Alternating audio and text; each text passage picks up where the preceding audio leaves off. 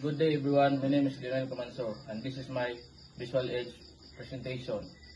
Visual aids are tools or materials that help people understand and remember information by presenting it visually.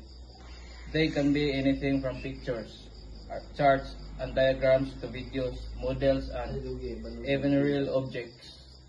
There are some types of visual aids. Number 1, charts and graphs. These are excellent for presenting numerical data in a clear and concise manner.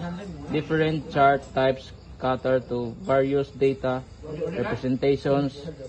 Bar charts compare categories. Pie charts show proportion, and line graphs illustrate trends over time.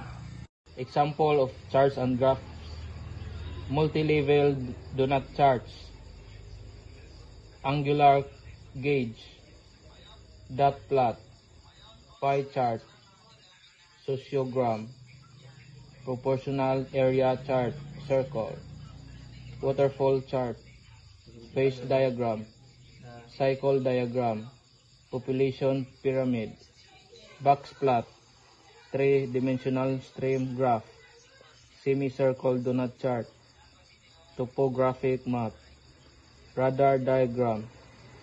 Number 2, images. Photographs, illustrations, and diagrams effectively communicate complex ideas or concepts visually. Images can make abstract information more concrete, improving comprehension and memorability. Set study goals. Collaborate with study partners. Test yourself. Number 3, objects and props.